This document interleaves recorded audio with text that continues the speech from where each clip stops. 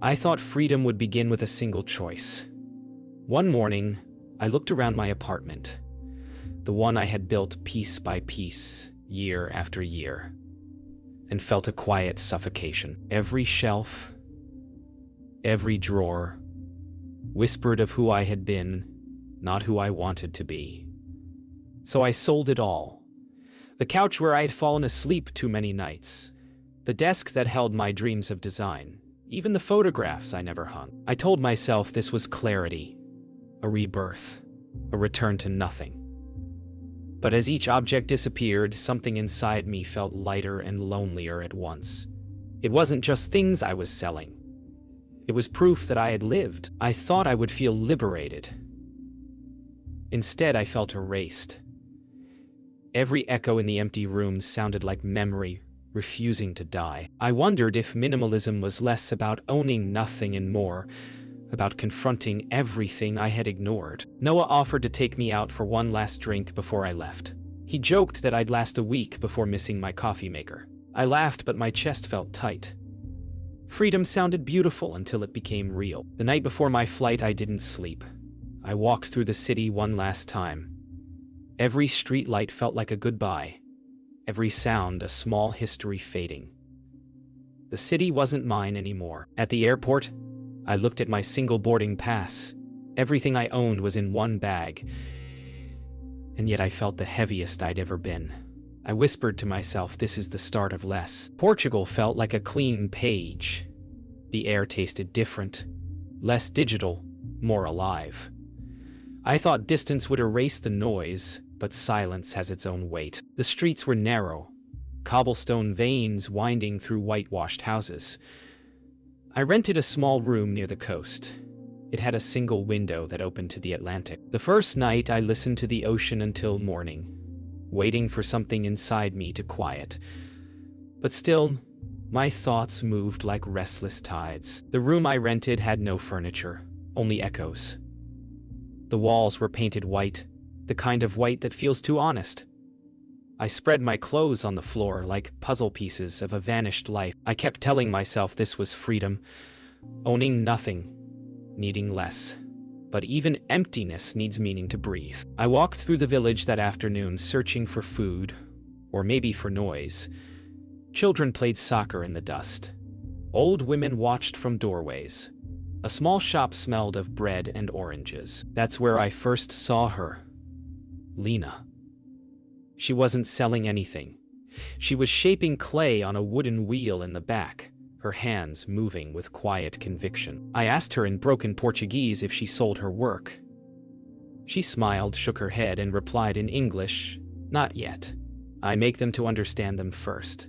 Her voice was slow, deliberate, like someone who had learned to wait. I hadn't waited for anything in years. That evening, I walked back along the cliffs. I thought about Lena's hands, how she shaped what she didn't yet understand. Maybe that's what I was trying to do too. Strip everything away until only something real remained. But the truth is, I didn't know what real meant anymore. Days passed without a clock. I woke when the light filled the room and slept when it faded. I ate fruit, bread, and silence. There was no furniture, no screens, no deadlines. At first, it felt like breathing after years underwater. But soon the silence turned heavy, pressing on my chest in waves. Minimalism promised freedom.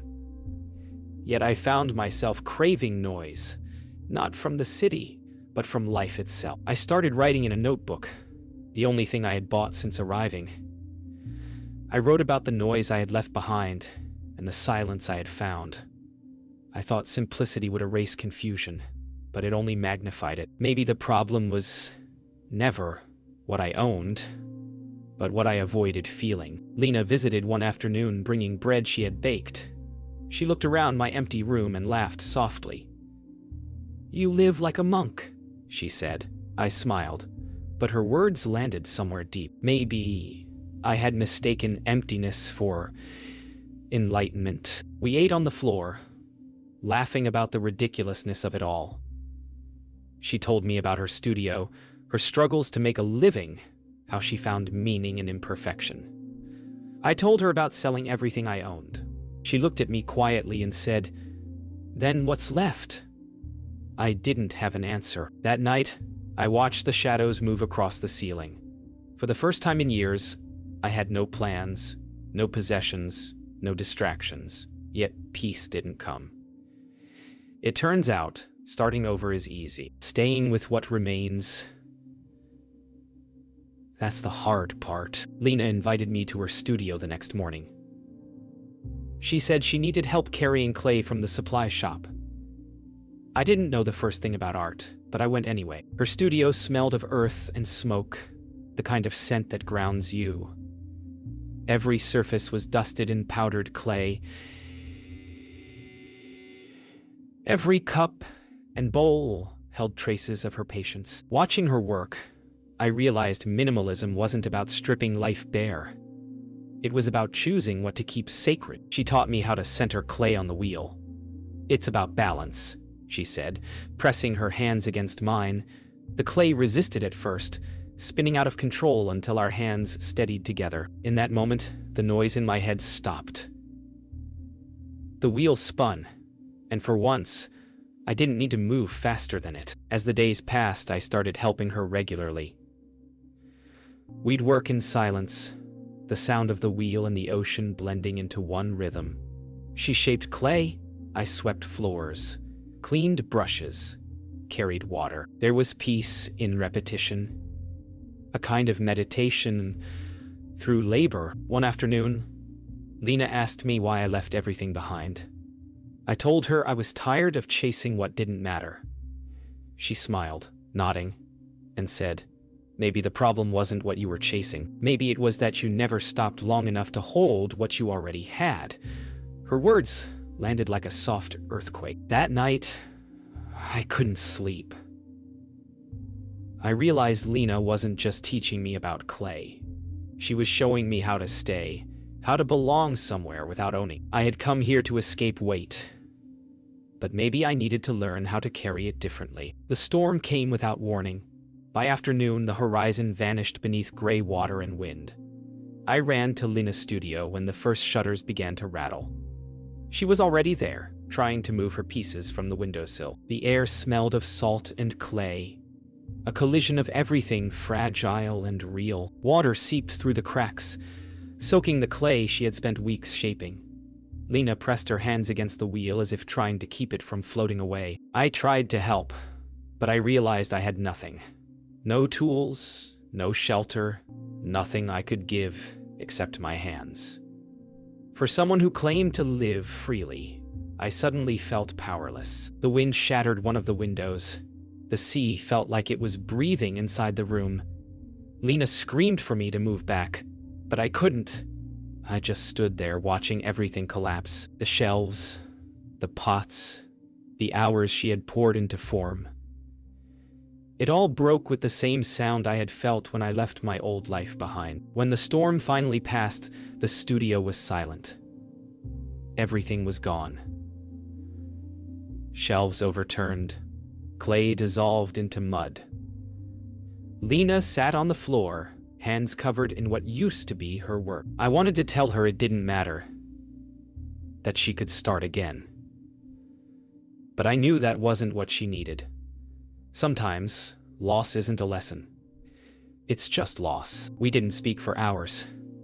I helped her pick up what remained, fragments of cups, pieces of bowls, small ghosts of creation. She looked at one shard and whispered, "They were never meant to last."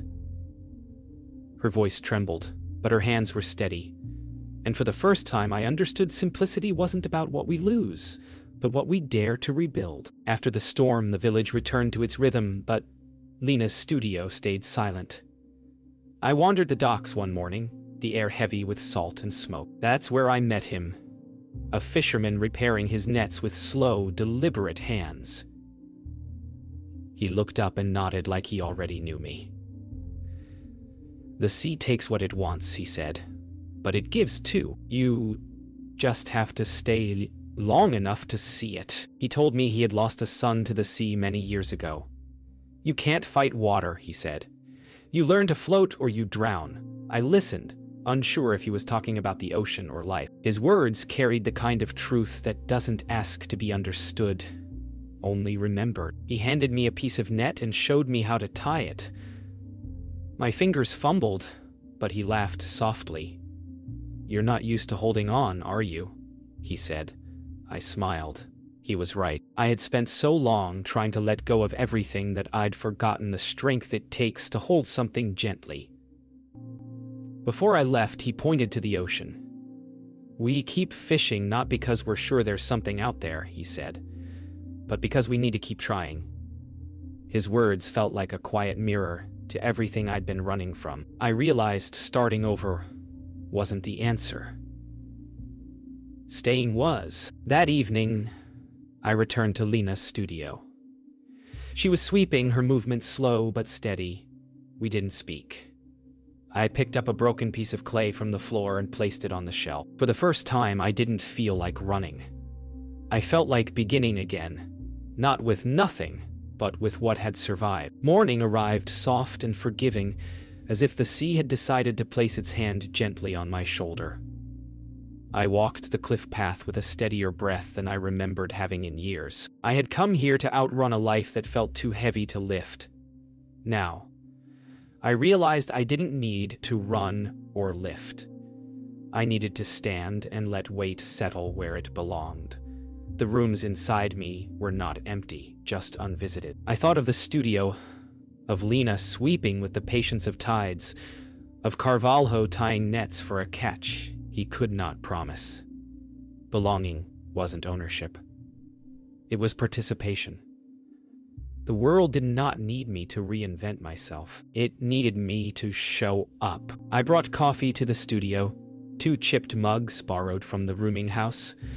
The floor still held a fine dusting of clay, like memory that refused to be washed away. Lena glanced up with the weakest smile and the strongest eyes. "We start again?" she asked. I nodded.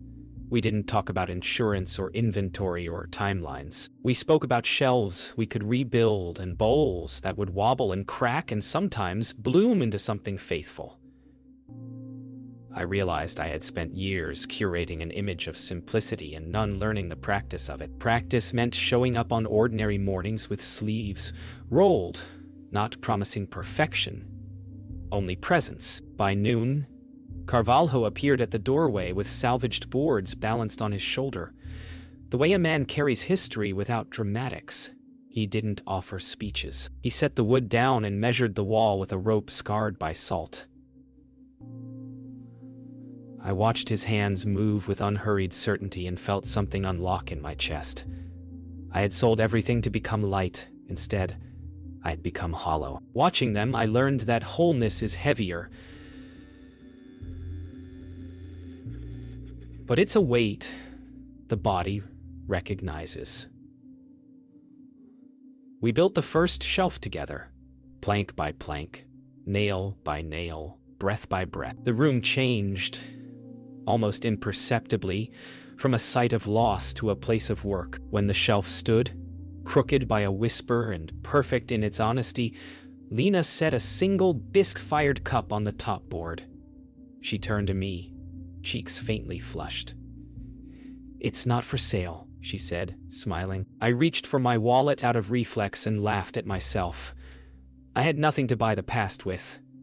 "Then make me one," I said. "Something that won't match anything because there is nothing to match." She nodded, understanding the vow inside the joke. Carvalho tapped the wood, approving the wobble. "Holds better than straight lines," he said. I believed him. A